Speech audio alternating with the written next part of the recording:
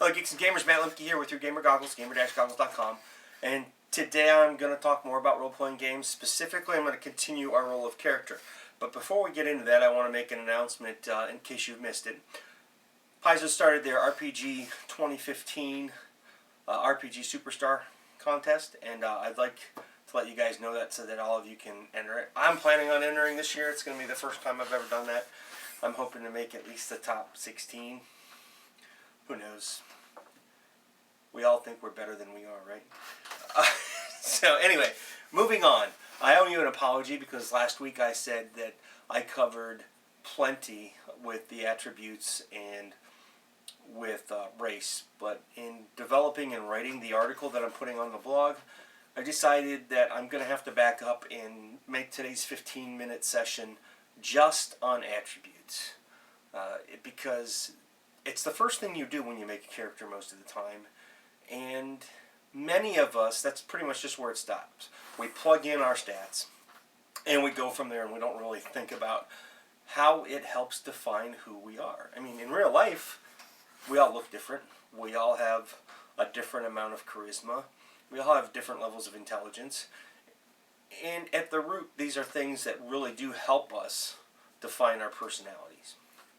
So I started by rolling a character, some stats up for a character, and started moving through my article, and I got into my article and I'm like, you know, this is just not good enough for what I want to convey. So I apologize for not moving forward faster, but the result is we're going to spend much more time on attributes, and we're going to spend much more time on races. And I believe we're even going to spend some time on half races before we start moving into what I said we were going to cover this week, which was alignments, and I don't even remember.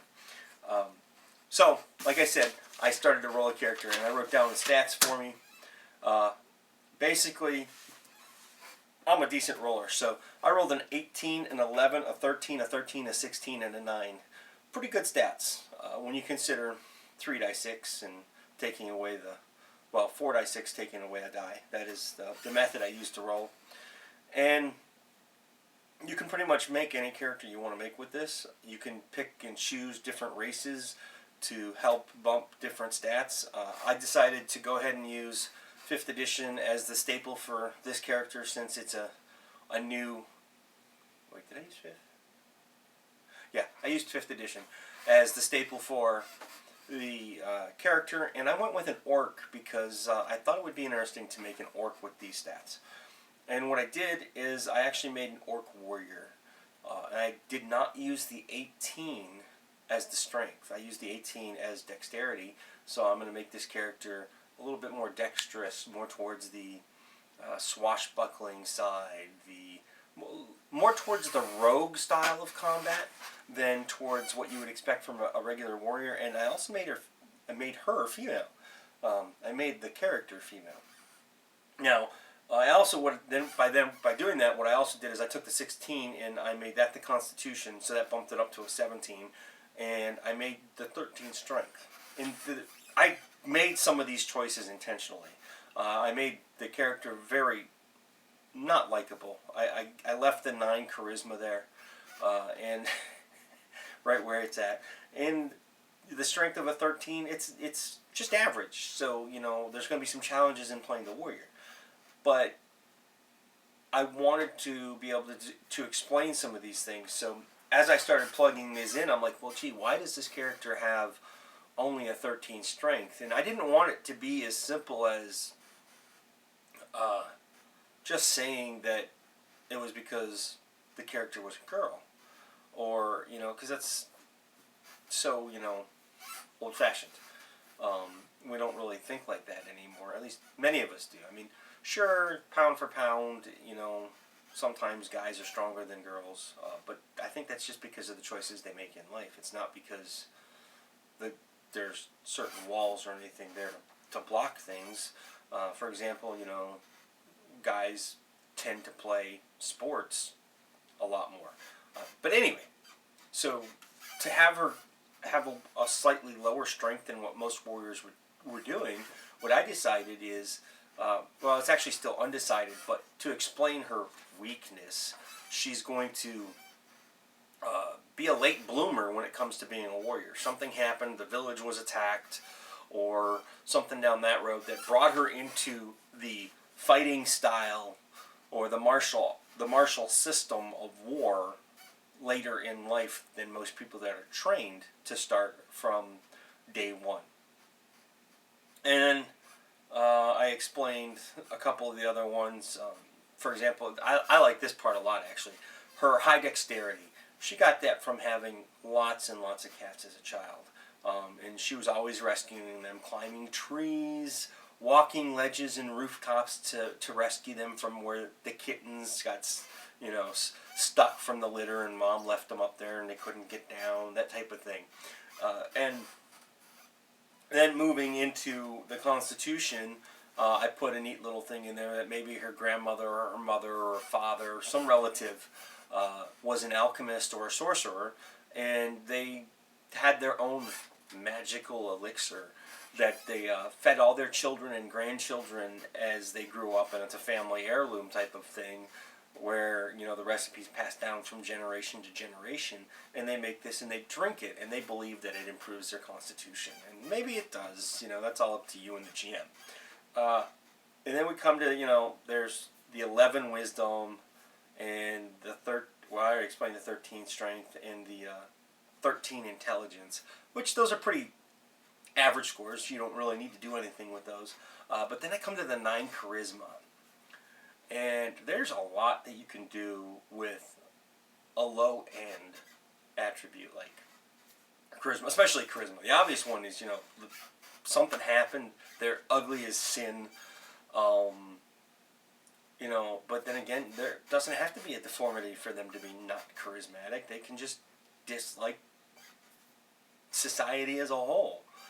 There's a lot of different things that can come into play. I am actually leaning towards this character was kicked by a horse or a mule when they were doing some of the family chores and got their face crushed or deformed a little bit. So that scarred them mentally and emotionally at a young age, and they developed a horse or a mule phobia. So I'm going to have fun playing that. They won't ride a horse.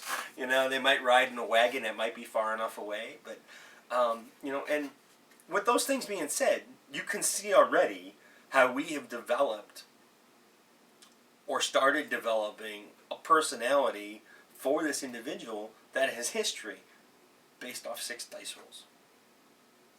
And that is just something that I think can be pretty phenomenal. And it makes creating characters more fun for you. It makes creating characters, well, not the creating part, but it makes your characters more interesting for the party and the people around you. And you are doing just that. You're raising this character up from its childhood, basically, which is when you roll the stats, to adulthood. I know I've talked a lot about this character in particular and how she has become what she is. So now let's recap this character. We have a character that is a late bloomer when it comes to fighting. So she's weaker than most fighters. She's incredibly dexterous from running along rooftops and things as a child. She's relatively ugly because she's probably deformed and has a horse phobia. And she has a family recipe of, we'll call it constitutional improvement that she drinks on a regular basis. And just imagine the fun with that. You go into town, she avoids walking next to horses.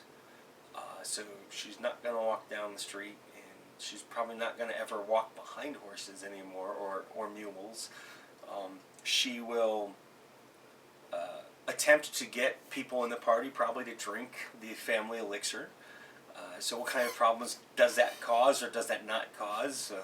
There's a lot of fun involved in that. But now we're gonna move beyond that a little bit and stop talking about the character that's being created in the article, and we're gonna move through strength and all the different attributes, and we're gonna briefly discuss some other ideas. For example, let's say you roll a high strength score.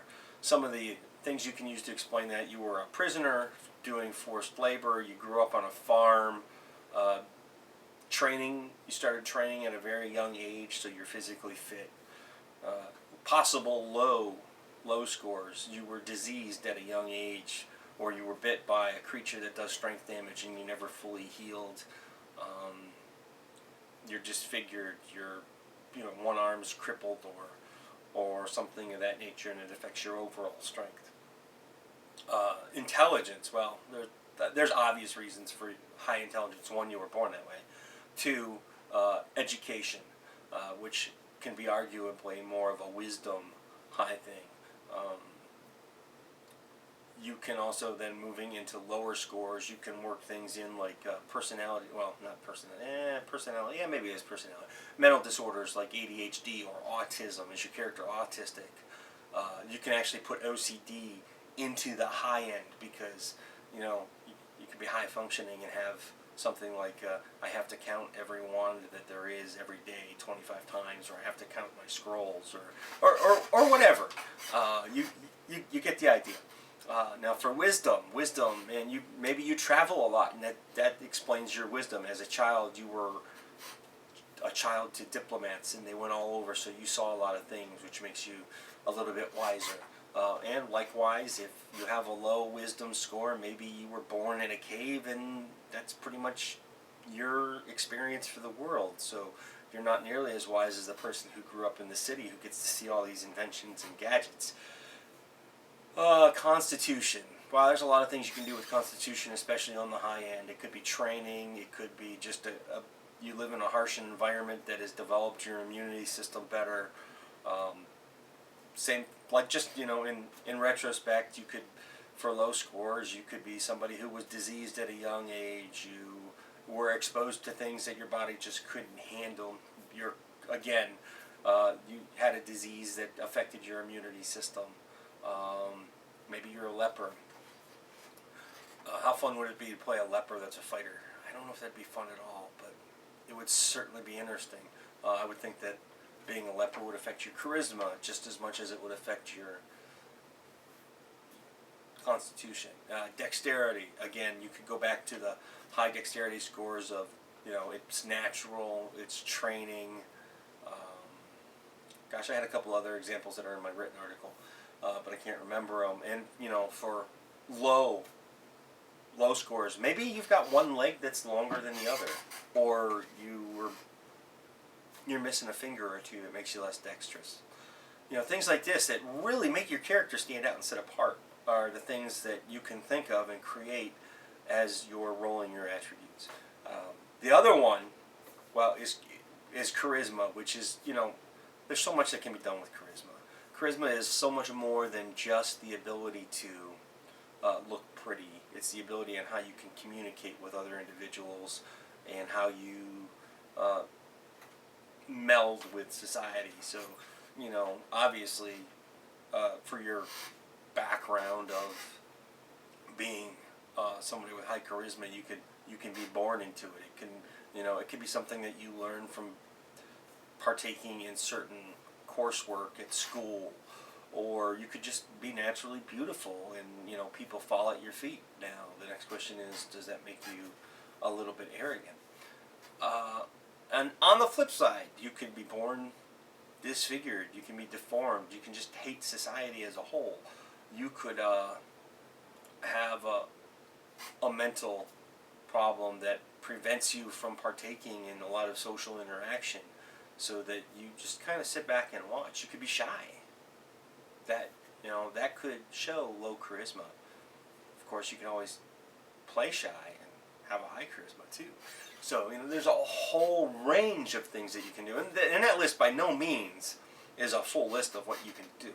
Now, with all of that being said, I want to leave you with some food for thought. I've already given you a lot to think about, and how you can apply things to your strength, intelligence, wisdom, dexterity, constitution, charisma. Or if you're in another game, how you can apply it to those other games. For example, on Rifts, you've got physical prowess, and you've got physical strength, physical beauty, speed, and how those things can all be applied to your background of your character. What I want you to think about, and I hope I can say this right so it doesn't lose effect, It's deep. I want you to think about how you can apply each attribute to every race. And while you're doing that, think about how and what the higher or more powered attribute means within that race. For example, how socially acceptable is it to be an orc with a super high charisma? That's not what they're stereotypically known for. Or, what if you're an elf and you're unintelligent? Are you accepted? These are the type of questions that you're going to start looking into next week as we start talking about race. And then we're going to go beyond that, and we're going to talk about the bastard races, the half-elves, the half-orcs, the half-anythings. Heck, I even have an idea for creating a new race that we might talk about, just to throw some weird things out there that you've never thought of before, or may have never thought of before. Maybe you have, maybe you beat me to the punch. But I want to add something new to it so that you can get an idea and a concept of that maybe might break your line of thinking when you're looking at just an elf and what it means to play an elf. Because at this point in my role-playing career, I think too many people go, okay, I'm playing an elf. And because everybody at the table has a good idea of what it means to play an elf, they let some of the ideas and concepts slide. Like, for example, in Dungeons and Dragons, the elf race is kind of viewed as, better than everybody else. They're a little bit arrogant. Even though that's not necessarily what they are. They are just so wise that they appear that way. And I think a lot of people miss that in role-playing. They just assume that everybody knows it, and they don't try and do things one of the easiest ways to play an elf is to change your language up a little bit. But anyway, we're 17 minutes in, and we're going to stop there. Next week, we're going to talk about the core races and move on from that. Thanks for watching. This has been Matt Lemke on the Role of Character with Through Gamer Goggles, gamer-goggles.com. See you next week. Don't forget to check out RPG Superstar. Pretty soon, we're going to start a contest for our YouTube subscription. So if you want to jump the gun and get on the bandwagon, subscribe to us. Please leave comments, share this video. I've been on fire since the first one, so thanks for watching again, and have a good day.